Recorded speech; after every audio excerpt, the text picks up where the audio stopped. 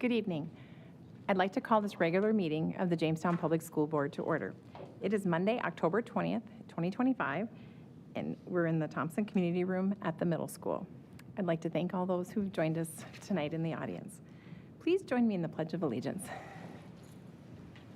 I pledge allegiance to the flag of the United States of America and to the republic for which it stands, one nation, under God, indivisible, with liberty and justice for all.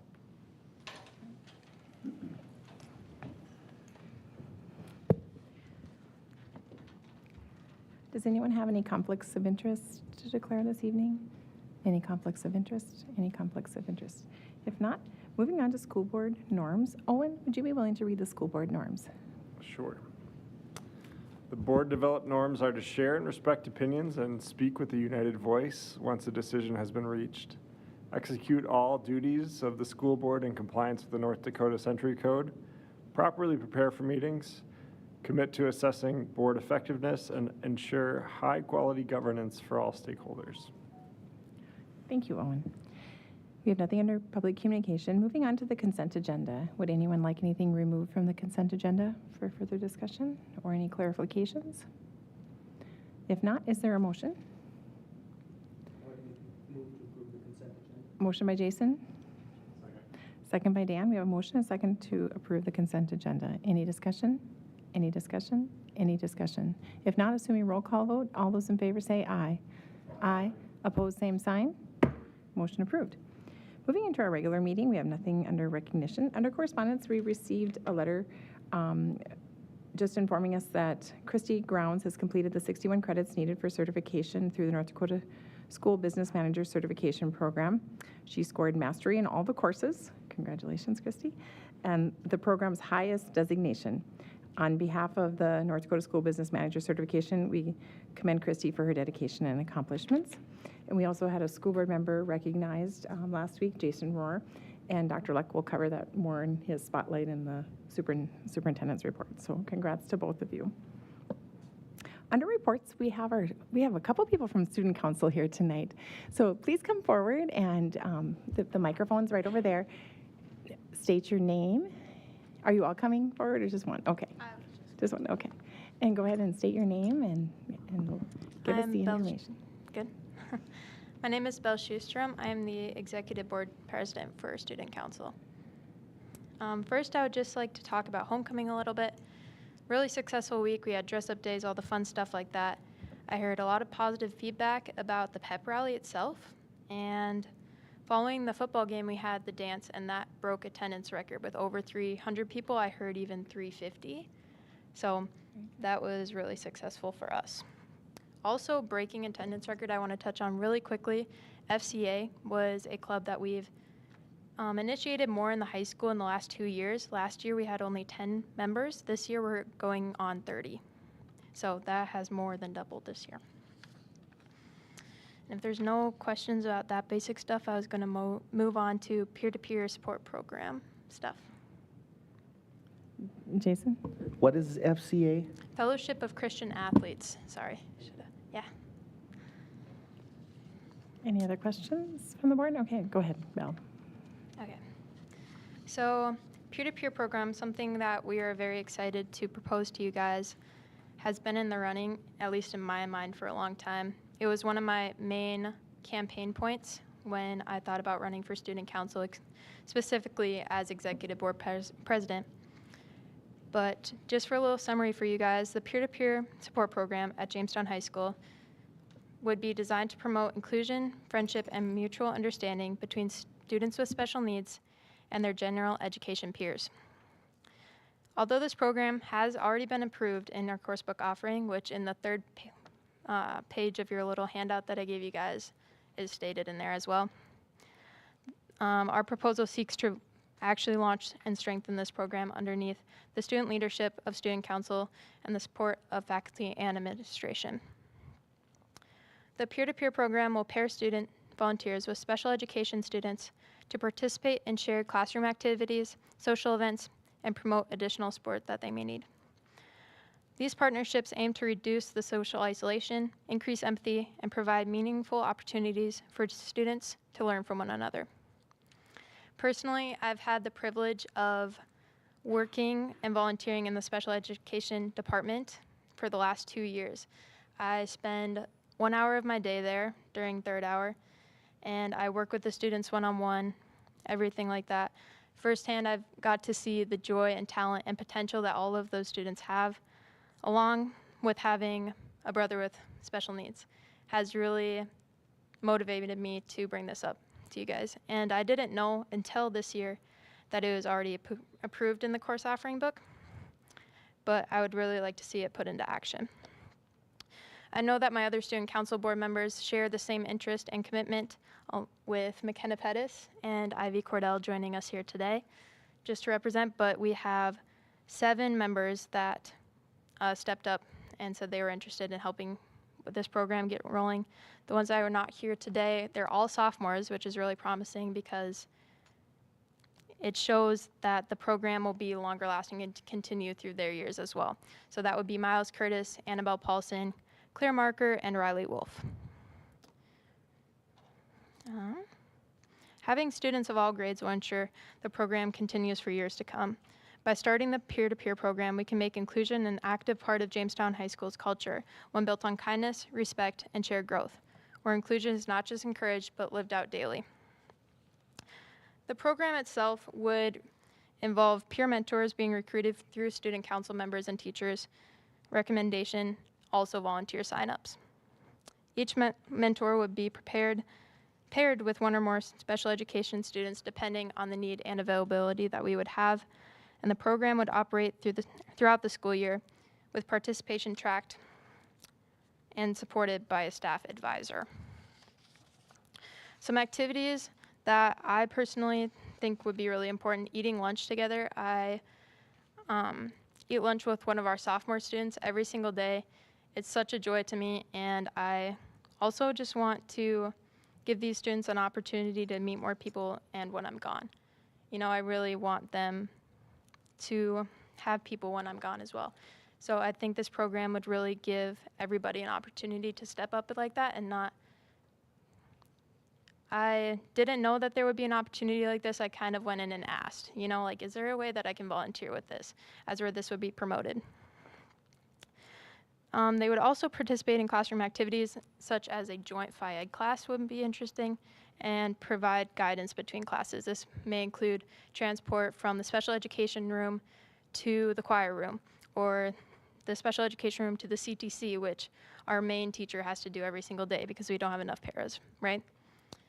The peer-to-peer course itself, the description is on the 3rd page, but it's all peer mentors would learn about the disability awareness, confidentiality would be really important, and communication strategies. But yeah, I have a full proposal that I made up, and my board members have been helping me, that I can send to anybody electronically or a physical copy. But I just really think this program is important, and that's all I have, really. Thank you, Belle. Any questions from the board this time? Okay. Aaron, go ahead. Thank you very much for bringing that forward. Just kind of on the face of it here, it seems like this type of program would be fairly low overhead from a school administration standpoint. Kind of a no-brainer, in my opinion. I think it's a great idea, and glad that you guys are willing to step up and try to get something started and engage in it. So I'd be interested in seeing the proposal if you could send it to me. And then, I would think this is a great idea, and thank you for bringing it. Yeah. Yep. And Belle, if you want to just share it with Superintendent Leck, and he can share it out with all the board members. Jason, did you have a question or comment? Yeah, my question might be kind of, I don't know, not smart, but thank you for bringing this. So when it says not offered in 25, 26, is that dependent on enrollments or staffing or both? Or Well, right now it's both. We had, if memory serves, we talked about this earlier today, but I think in 18, 19, this course was approved, and we had an individual or maybe 2 individuals trained to teach the course, but they left the district, or at least the one that I'm thinking of left the district. But the two hurdles we have right now are ensuring we have enough students interested to be able to offer the course, just like any other course, and then a teacher, staff member to cover the course. But if we can get both of those, which it sounds like we're well on our way, then there's no reason we wouldn't offer it. Like I said, it's just like any other course. If there's interest for enrollments, then we fill the spot. And when do we determine throughout the year if a course is offered? Is that before the end of the prior school year after registrations? Does that make sense? What would be like the deadline when we would say, well, there's not enough students? Well, I would assume we would be looking in the spring. Unless we could escalate in second semester, but I'm guessing that we're looking at spring for the next year. Melissa? Yep. Bill, were you thinking, you were talking this year, next year? So when I started thinking about this, I didn't know what it would fully involve, like actually hiring a faculty member and all of that kind of stuff. So I wanted to see some of the basics at least this year, just to get the program kind of started running. And then the actual course itself, might be something that comes next year. And just for clarification, we wouldn't need to hire a new staff member. It would be assigning a staff member, that we already have in place. That would have the interest, yeah. And it's helpful that the student council is involved to get, the word out and students interested. Melissa, go ahead. Thank you very much for bringing this to us. It's something that's very near and dear to my heart as well. Back to being able to start it this next semester, is the staff, the faculty that's going to oversee this, do they need special training that is not there in the district? Or is it something if you found that there was a faculty that was able to do that and you had enough students that we would be able to start that the next semester? I'm not entirely sure. That's something I might have to look into a little bit more. It would just depend on when the enrollment and the staffing is available. Then we would start. If there's interest and there's training and a program supportive, that's ready, I don't see any reason why we wouldn't start. I would just say it's most likely in the next school year, just thinking about what it takes to plan for the course. Dan? Is there any option for a non-credit option that could get fired up fairly quickly? Yeah, we could certainly look into that. I suspect that's kind of what you were angling. Yeah, yep. How fast could we get this rolled up? Yeah, Okay. and I know that I'm sure there would be a lot of students interested. We have a lot of Ann Carlson, people that work at Ann Carlson and already have experience, and a lot of NHS members that are looking for volunteer hours as well. So. I think one way or the other we can expedite things.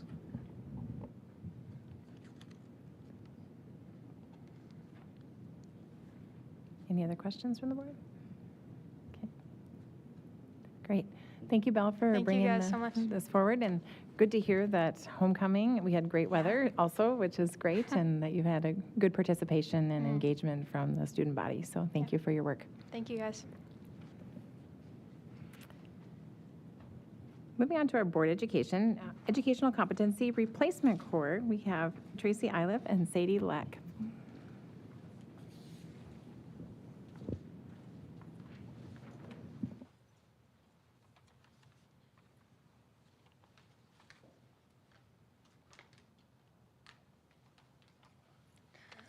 All right, well, thank you for, is this good enough? All right. Well, thank you for letting us speak tonight on this. Like Heidi said, I am Sadie Leck. I'm a special education strategist at Gusner Elementary. I'm Tracy Iliff. I am a Title I interventionist at Gusner. So the connection to the strategic plan, these are kind of the demographics and some of the numbers of students that are in the different tiers of our MTSS framework right now. If you look at the elementary, right now 5% of our students are in replacement core with inclusive experiences. At the middle school, that number goes up a little bit to 6%, and then at the high school, that number is at 11%. You might be wondering, why is there a significant increase from the elementary to the high school? Some of the reasons for that could be the rigor of the curriculum. When the students start out kindergarten, first grade, it's a lot easier to accommodate students in that core curriculum and meet their needs educationally at that, the core level. As that rigor increases and credit requirements change, the need for those replacement curriculums for those students does increase at the same time. So it's just kind of a natural progression with that. Right, and supporting those students with intensive needs. You might be asking, why are students put in replacement core curriculums? And some of those students have various needs. Sometimes it's a student with a significant disability that causes their instructional level and where they're functioning at to be a lot lower than their peers at that grade level. Sometimes it's a learning disability. Sometimes it's other needs that are just identified for that individual. So when that is the case, we look at a replacement core. It might be in English language arts, it could be in mathematics, it might even be in science and social studies, and in social skills and social emotional learning. And when that happens, we look for an alternate curriculum that meets that student's needs, and we find one that is an evidence-based curriculum. Most of these curriculums, which I'll talk about a little bit later on a different slide, they're very based in research and evidence. So there's just not some, a program that we found online and decided to teach. There's a real purpose behind each of these curriculums that we choose. And it does ensure that access to the curriculum. So they are getting that literacy instruction, they're getting that science, social studies, math instruction that we want all of our students at JPS to be getting.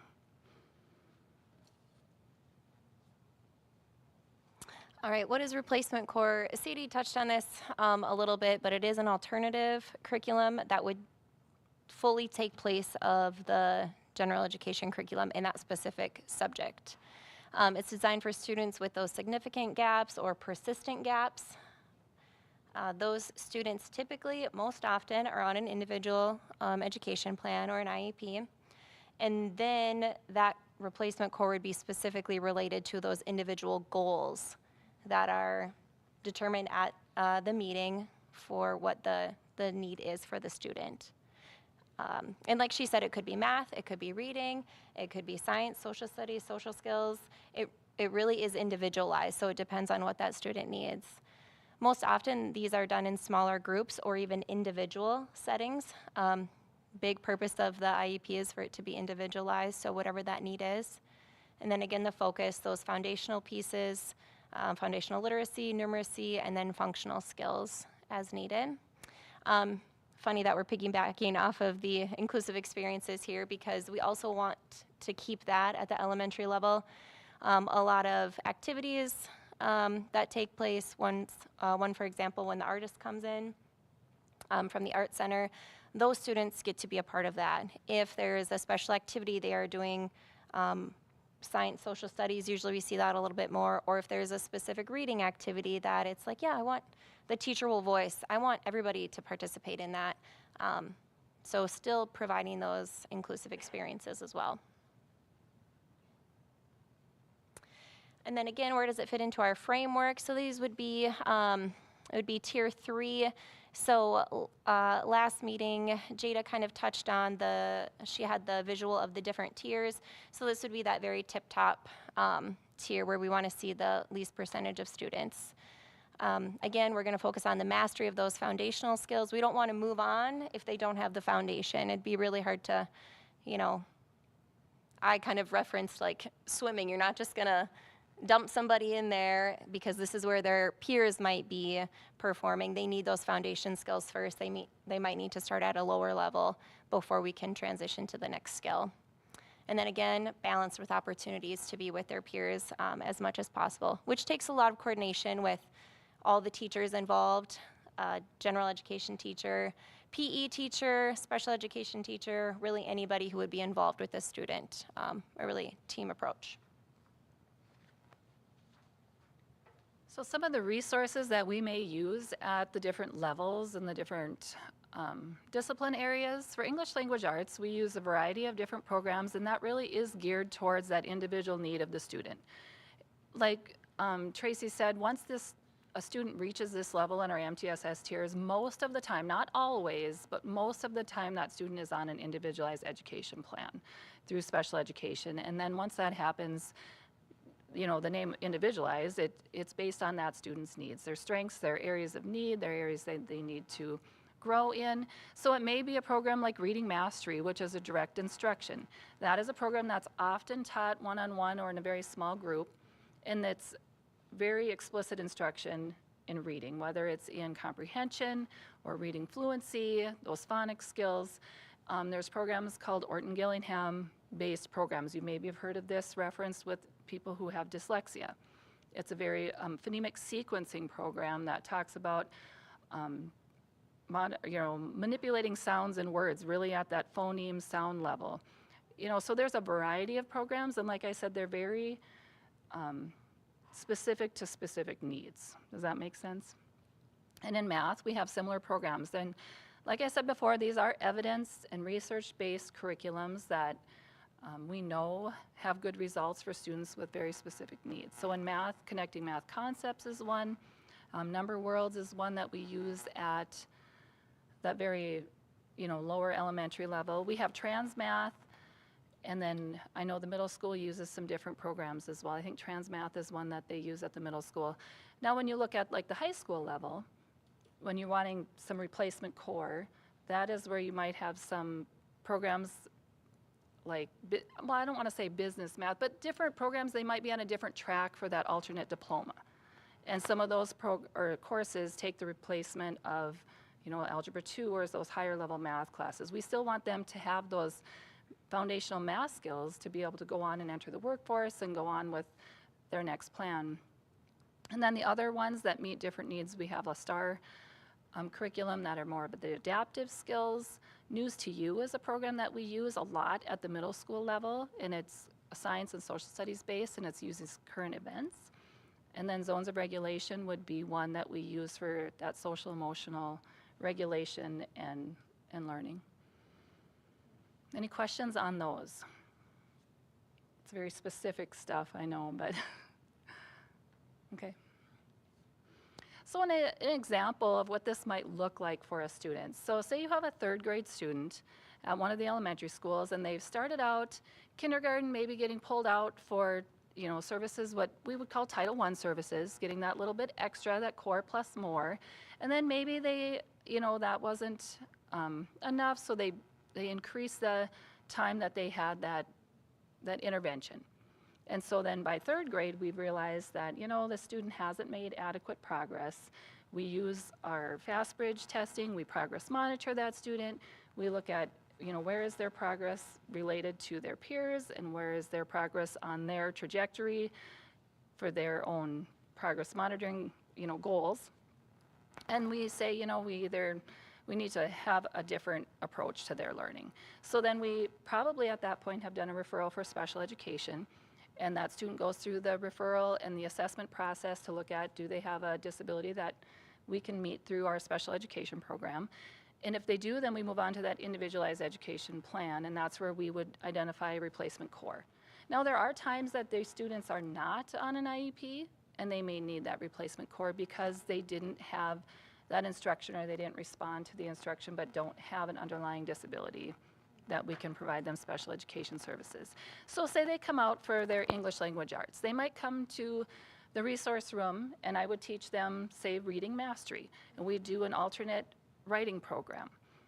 And then they would go back to the classroom and in the general education curriculum have their other courses. They probably will need, some accommodations and some modifications. If they're reading like 2 levels below grade level, they're going to need that work modified. They're going to need their material presented in a different format, maybe audio, maybe it needs to be an alternate text, same subject, a lower readability. And they would participate in all the other general education areas than that one identified. Sometimes a student comes out for reading and math. There are times that, some students come out for more than that. But like Tracy was mentioning, if they're having a speaker in the classroom or they're going to do a special project based on something that they're studying, we would make sure that student participates in that along with their general education peers.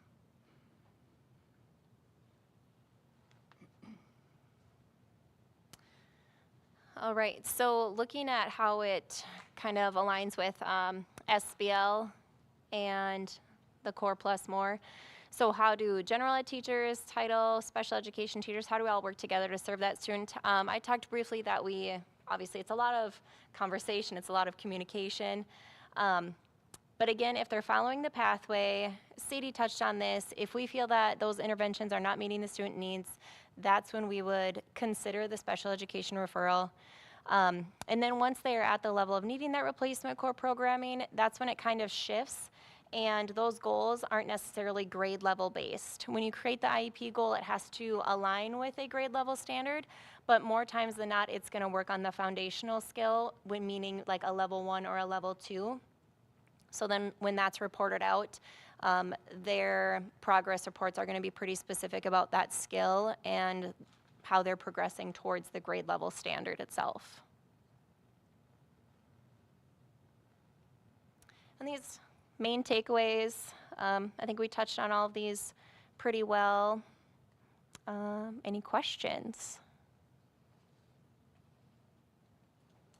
Burning questions. Any questions? And Jamie, go ahead.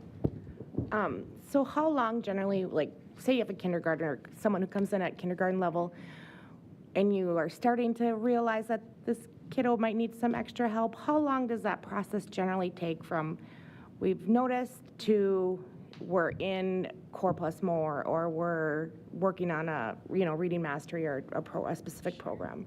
I feel like it kind of depends on the situation. Well, we for sure want to go through like increasing the intensity or the frequency of the intervention, trying a different intervention. And then if they're responding to that, then it's looking at, are they making enough progress? Also looking at over the summer, if there's a lot of regression when they come back, that can be difficult. Well, not difficult, that can be an area that really points out like, ooh, we might need to offer more support. It can happen within one school year. Some students, it takes a couple more years. Yeah. And depending on, if you have a student come in and you know they have a cognitive disability, which maybe they weren't in an early intervention program, of course that would like kind of supersede, the need for trying different interventions. But you always want to do your best to use that core curriculum with modifications and accommodations. So, like Tracy said, it could be months or it could be a couple school years. It all depends on that student and how much progress they make in those interventions. I will say we tend to see maybe like a shift as obviously each grade level, the demand gets higher. So I feel like for some reason between like second and third grade, it's like that's kind of a for sure, we can tell by then almost, I would say, if that referral is needed. Sometimes you can see it right away in kindergarten. It's really just based on the student's progress, which can vary. We might see an incline and then it might dip down a little bit, and really looking at what other factors play into that as well, family situations, instructional days that they've been in attendance, things like that.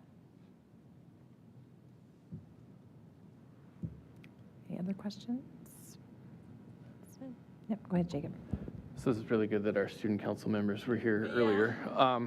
So yeah, you brought up that at the high school level, we have more students that need the Core Plus More and the core replacement. Do we feel as a district that we are applying the needed resources from teacher and staff level to accommodate that extra or that increase in students in these levels? I do think that we are providing that for our staff. I think it really comes down to those students just needing something different. When you think about the high school, you want that student to be successful and you want them to leave that course with skills they've gained. If we modify and modify and modify a curriculum, like say Algebra 1, is it beneficial to modify that to a point for that student to be in it and just saying, okay, they took Algebra 1, but they were essentially doing 8th grade math? Would it be better to put them in a designed program and a designed course that meets their needs and gives them those skills at that? So I do think that we are giving the teachers the adequate resources for that. I think it's just the nature of high school. Yeah, so that was kind of my concern, is it sounds easy, like, oh, we'll just make a class for the people that need it, and it's great. Then that's additional curriculum we need. You know, are we giving our teachers the adequate resources to come up with those curriculum? And then you talked about the IEP, that what if we have, all of a sudden, we're dumping 20 kids into this new curriculum class. They all have IEPs. Now that's 20 IEPs that a single teacher has to navigate, which I know that can be a stressful level. Like, on its face, it sounds like a simple, but then my concern is, are we providing, you know, do we have enough intervention specialists at the high school level to apply those extra needed resources to, I think when, a lot going on. like that number probably is pretty broad. If you look at the number of students that are that are the most highest needs, is probably a lower percentage. And when you think about the students that are in, maybe, let's say it's Essentials for Algebra would be one. I don't know if that's still offered, but it is one that was offered when I worked at the high school. And you might have 8 students in that, and you teach them, you know, because it's more at their instructional level, it would be like teaching an Algebra 1 class to a group of students ready to be in Algebra 1. Does that make sense? So, yeah. So it would be much harder for a teacher if you took those students that should be in Essentials for Algebra and put them in an Algebra 1 or an Algebra 2 and said, okay, now these students are in your course, here are the modifications they need. That would be more taxing on a teacher than having them teach a class that's more at the level where those foundational skills are at. Does that make more sense? Yeah. Okay. Yeah, I mean, that's just my concern, is I think we're getting to the level where teachers are getting overwhelmed in those levels. So I know the essentials of algebra teacher. Yeah, and so I that was think a good question. Yeah, and our hope is, you know, when you have students at the elementary level and we're in a good replacement core, we're giving them good foundational skills. When they get to that middle school and high school, even though they're in a replaced core, they're still a very engaged, a student that's able to learn at that level that you're putting them in. So I think, you know, we're doing a good job at the elementary and middle school level to prepare them for that, even though we have a higher percentage of students in those courses.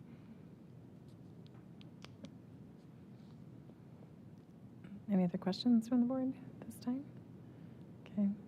And speaking of staffing, thank you to Sadie also, who was in special ed, went into a traditional classroom, and because of a need we had in special ed, was willing to move back into that space. So that was... We're thankful for her too. Yes, yes.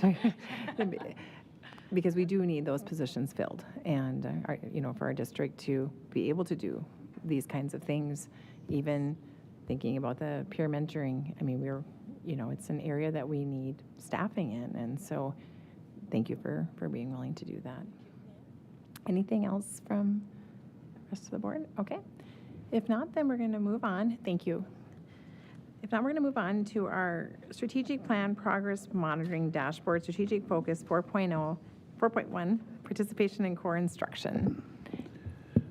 Mr. Gaylor come up and give a little presentation, but I did add some things to the dashboard.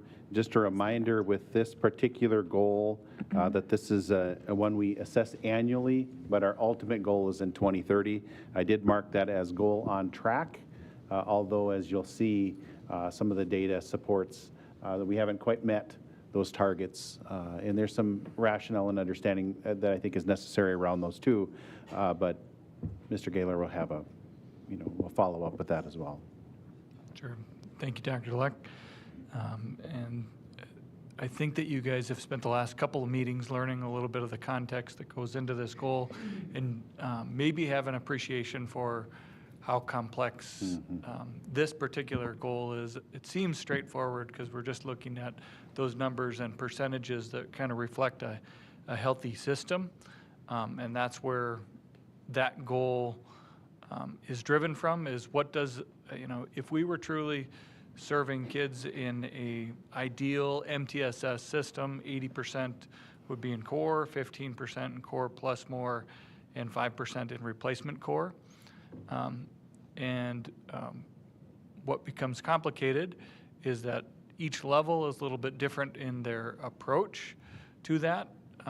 And the system that we have in place, we're redesigning that as we're setting this same target each year. So we've had a little bit of a shift in the numbers. And so we need to do a little bit more digging into that. As Dr. Leck said, on track would be a good way to describe it. It's still feel like we're on track for the goal, but not having met the goal in all areas. So this was a slide that we used last year and updated then this year with the updated numbers. So you can see 23, 24 in the blue, and 24, 25 in the red, and 25, 26 in yellow. Again, trying to reach a little bit more towards a dashboard feel where you can get a sense, are we headed in the right direction? If you look at elementary, we've actually had an increase in replacement core, an increase in core plus more, and a decrease in the percentage of students that are only getting core. So when you look at that at the surface, you're like, oh, we're going backwards. Well, we've just implemented a new standards-based learning model at the elementary last year and this year, and we're getting more surgical about the students that would receive a core plus more experience. You heard that from the group that spoke last time about how we're identifying by student by skill. And so no, we're not saying categorically, this group of students needs a different class. It's how do we support them in their core. So you could include that core plus more in your core amounts. They're still getting core instruction. We're just intervening more surgically with them. Math looking the same way, although to a lower degree. And then our replacement core, we're identifying more kids that are starting off maybe behind where we think they should be, and so we've got kids that we're trying to catch up. We also have moved some of our math replacement core that is finding success in the middle school, actually into 5th grade last year, and then into the beginning or the end of the year with 4th grade to make sure that those students are on track for 5th grade math, which we know is kind of a key piece for them. If you break down elementary just by the numbers that support that graph, that's what the next slide is there. And then I did break it down by school. And when I spoke to at least one of the principals the end of last week, they feel like some of the numbers that were pulled are more reflective of the students that qualify for those tiers than the actual students served.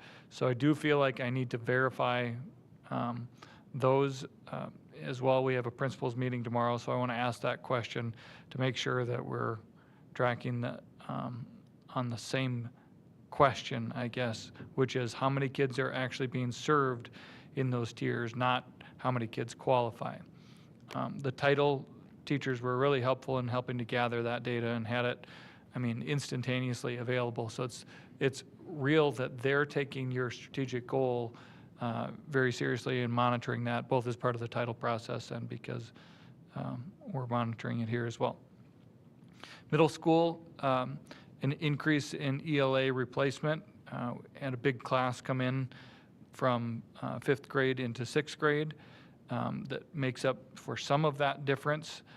You'll notice at the middle school, the core plus more model in both math and ELA, something we reported last year that we don't have a structure or mechanism, but they do have STARS, which is kind of like a well-supported study hall, and then they have J time at the end of the day.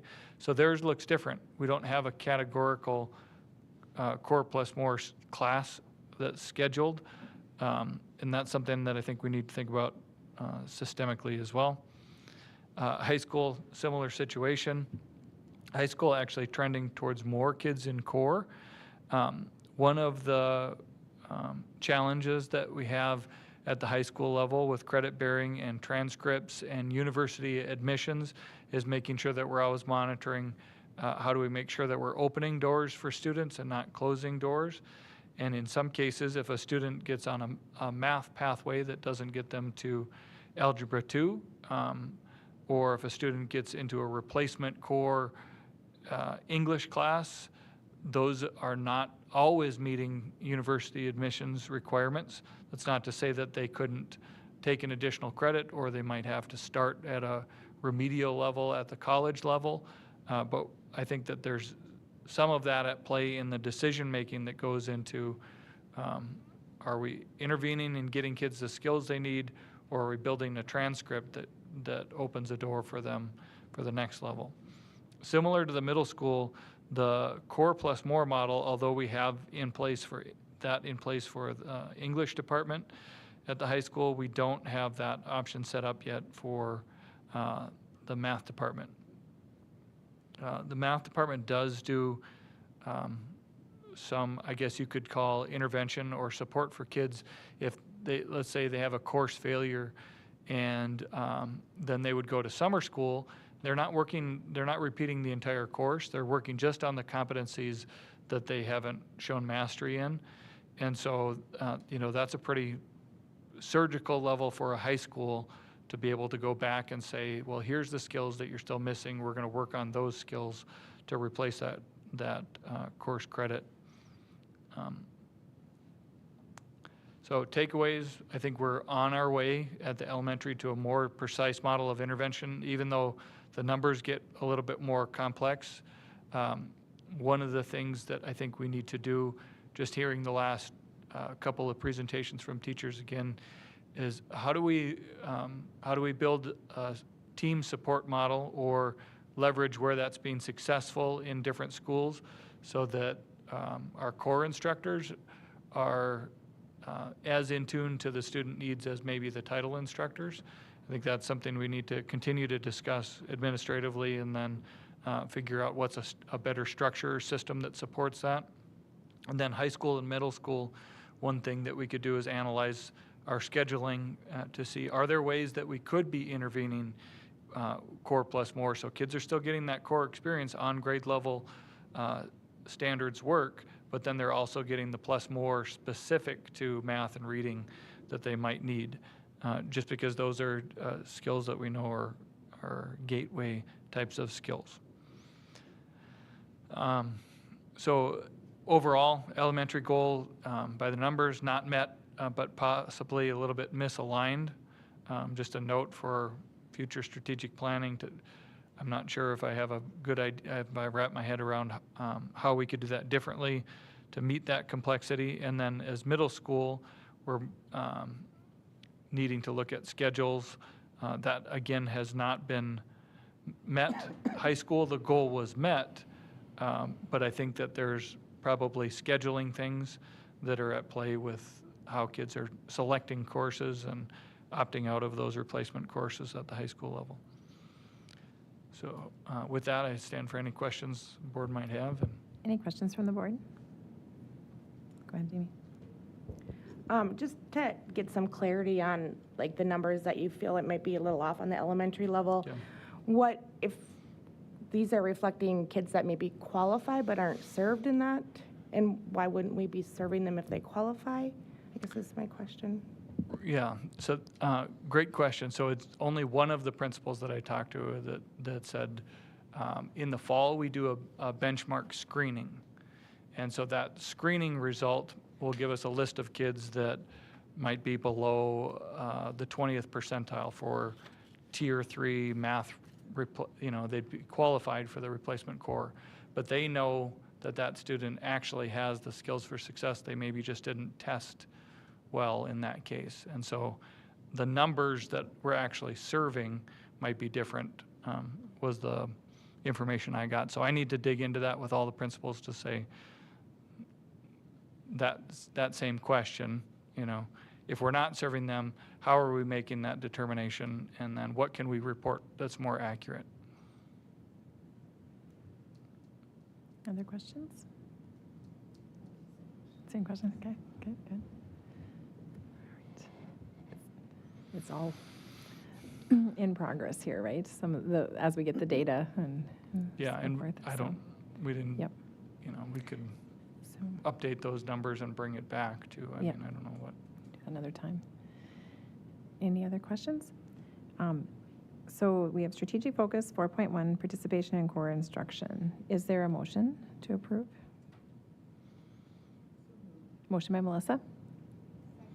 Second by Jamie. We have a motion and a second to approve strategic focus 4.1, participation in core instruction. Any discussion? Any discussion? Aaron, go ahead. So with these action steps listed, how are we going to be monitoring the progression of those actions from a board level? That's a good question. I mean, this is a goal that is, you know, the end is 2030. So I think when we update and get additional information, we could update the dashboard. Thank you. The dashboard, so we could add additional information in there.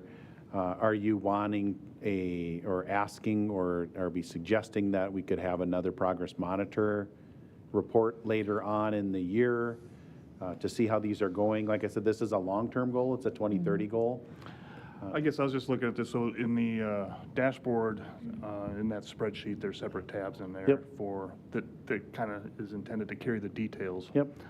I'm suggestion is probably include that in there, and then have some estimated date of when you'll have an update on how that action is progressing in there, and then just hit us again whenever that comes due. Okay. And it's something also we could take to the strategic planning task force also, just to dive in a little bit more as well, if we feel like we need to change Yeah, I direction a think little the bit. structure that we have in So- place right now is I think, much improved and kind of gives us a better idea to get down to this level of detail that I think is helpful to understand all the inner workings of this, because I know next month we're going to get into proficiency levels, and we can kind of see there's a level of correlation between these interventions and core and how we're doing on proficiencies. And we'll see that more in the trending as we go year to year to year. But I think this is good. I just don't want to lose sight of these actions and how effective are they. And just in general, looking at the model that we have within the elementary versus high school, middle school, I think there's just a level of complexity at the elementary level in terms of administrating those interventions and making all that happen with the coaches, with the special ed, with the Title I. There's just a lot more things you can do that you can't do with scheduling of classes and with progressing the student through the academic career there. So. Mr. Roberts, my thought was to where you see, if you look at the dashboard, there's a last update. Yep. That's what I would update when we add any additional information. I would probably draw attention to it in a month if it's not in our reporting date and it was updated, we added some additional information or saw something new. I would just add it as I would update that date from, if it's, say it's January 5th. And include it Then in I there. would update that as a January 5th update, and we would just include the additional information, make it available. If there's questions, we can talk about it. We probably wouldn't do another progress monitor report unless that was requested or desired, just to keep us on track. Yeah, I would just, if there's a major, minor, Yep, I think something you can touch on, in your- just including your discretion. superintendent's report, also just touching on it, so, okay. Can do. Good discussion. Any other questions, comments? So we do have a motion and a second for, Melissa, did you have something? No, question, okay. We have a motion and a second to approve strategic focus 4.1. Any other discussion? Any other discussion? If not, assuming roll call vote, all those in favor say aye. Aye. Opposed, same sign. Motion approved. Okay, next on our agenda, we have the superintendent's report. Dr. Luck. So thank you. You have my written report here as well. The calendar committee, the survey, and the timeline, those are things that I talked about at our last meeting, but I did include the responses of the survey, kind of just a very, very basic analysis that broke those ranked variables into low priority, medium priority, high priority based on where those rankings were from staff. We had a pretty good response rate, 113 respondents out of, probably around 350 total that would have been eligible to complete the survey. So I think we had a pretty good response rate. And the recommendation will come back, well, I'm sorry, I'll go back. We're going to meet on October 27th as a calendar committee. I think I referenced this last month, or last meeting. There's actually 4 different options for both years, so 8 total calendar options, more than we would typically have. But the calendar committee will work through those and have a recommendation to the board at our November 3rd meeting. So you can anticipate seeing that calendar for the next 2-year span in our first meeting in November. So good news from the after-school programming, the grant that was written mostly by Christy, also Adam and Jager Ganji, Tammy as well, Tammy Nelson as well. We included Gustner Elementary in that grant application, and they are eligible now. We did get notification that they're eligible to receive that. So once we can get planning, once we can get staffing and organized, Gustner Elementary will also have the after-school program. So all of our elementaries would, or all of our students, elementary students K through 12, or K through 5 would have eligibility for the after-school programming now. So that's certainly good news. That's what we had hoped and planned around, but that's good news that's come to fruition. I shared some information that is important for you as board members. There are different filing requirements now, and I've included links to all of those along with a guide. Christy in particular has received a little more information than others in terms of the what's required. So if you have questions that aren't clear on this section or in the disclosure requirement guide, I'm sure Christy would be more than happy to help and probably answer some questions here if you had any, but just wanted that to be in front of you in terms of what the responsibilities are for as it relates to the statement of interest and the campaign finance disclosure. As far as the wellness initiative, I believe I spoke about this in the past, that we're focused on some different wellness initiatives, trying to take more advantage of our EAP through the village to provide some optional training, optional opportunities for staff. And so looking at our Vital Network responses and what our staff has said they needed, as well as looking at the offerings and trying to align with financial wellness. So we looked at maximizing those in monthly opportunities, as I've outlined in the schedule. The only one that's not through the EAP is one that I'll be doing myself, just around the My TFFR portal. A new portal, a new platform was opened by TFFR. I just want to get our teachers in front of that so they know how to operate. It's a great platform, a ton of information, a ton of options and functionality through that platform, and I want to make sure our staff is aware of of all of those resources, so we'll do that as well.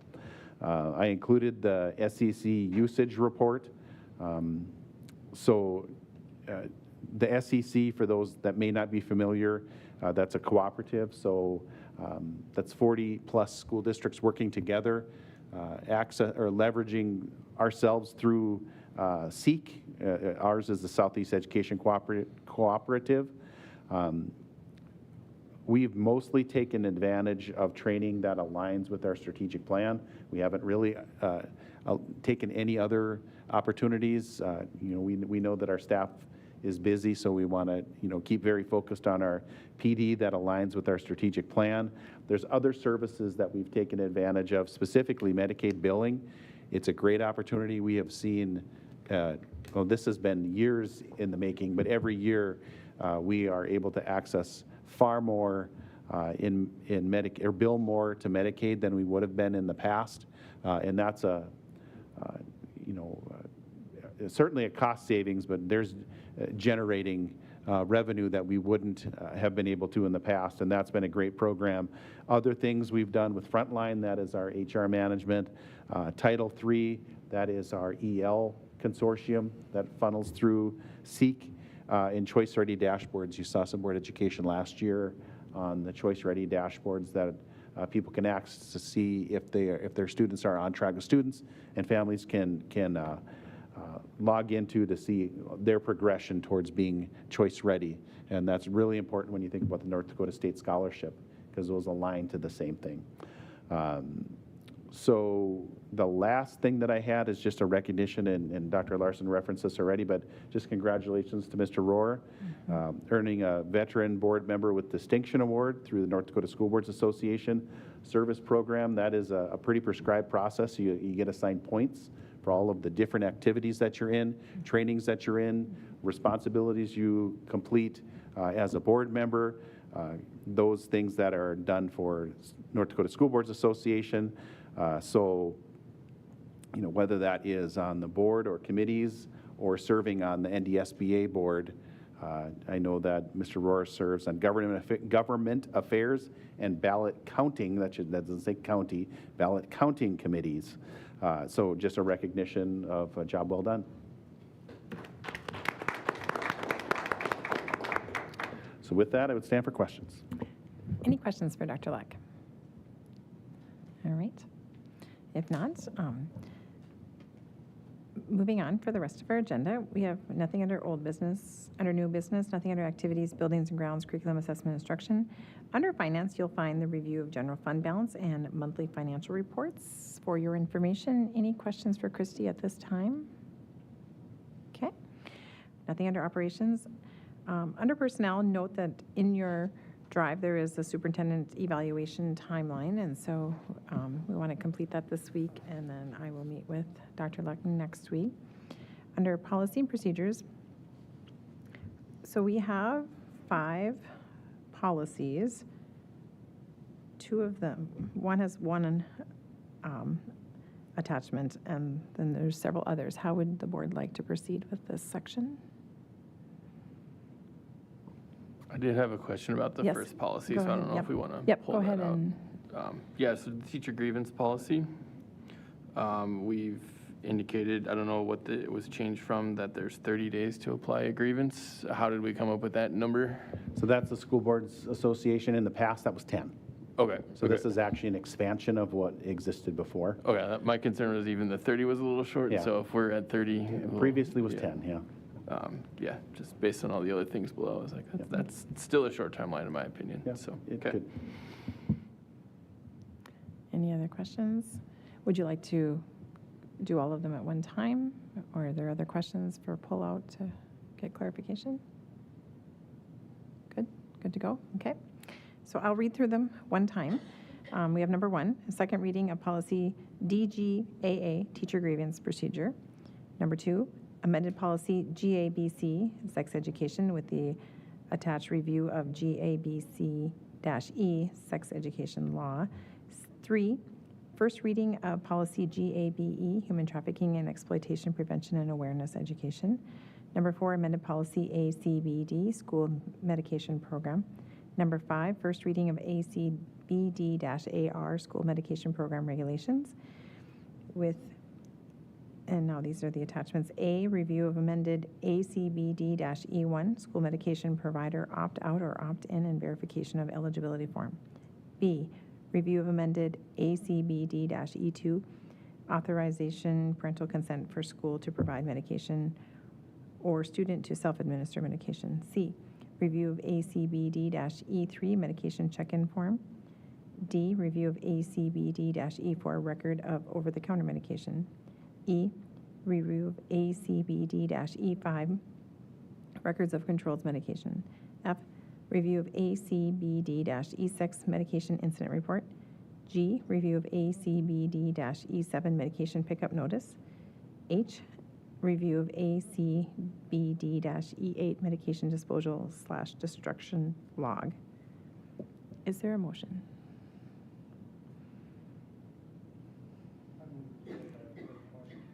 Motion by Aaron for approval. Is there a second?